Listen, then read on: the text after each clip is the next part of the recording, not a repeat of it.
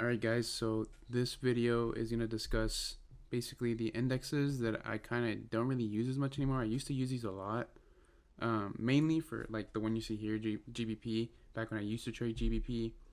And basically, the majority of you guys, I expect you guys to know what an index is.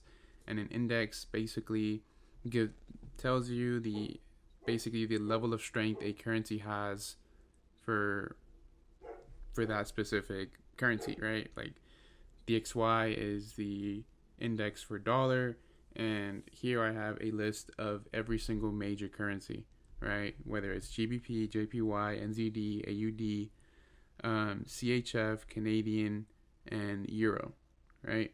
So if you can see, like here on the right side of my screen, there are two different sets, and basically there's these I found recently, and these first ones are the ones I would mainly use.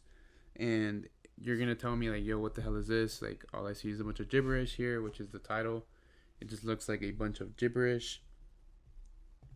And essentially, I got these from the homie Lex Waves. He didn't actually give these to me, but he showed me like the Euro one and the GBP, not the GBP. He showed me the Euro, and he showed me another one. And so essentially, I saw what he did there, and I basically reverse engineered it to then get it for every single currency, right? So this is the GBP index, USD index, and it basically takes the average of every single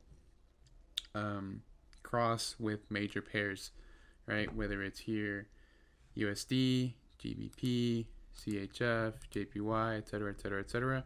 So for the people that don't know how to use an index, it's literally just, I use this more so for like the daily time frames, and for the people that don't have access to like TradingView Pro, you're not even going to be able to have access to the intraday time frames here. So I mainly just use these more so for long-term direction. Like for example, last year, and with GBP, once I saw this, I literally understood that GBP was going to be bullish for the next couple of months, just because we had a break of structure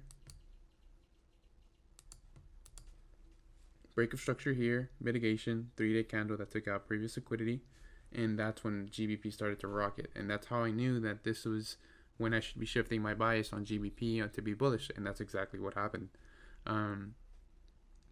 So this is what you can essentially do for every major currency, and this is essentially how you get a bias. Like for example, here, this is when I used to trade CHF.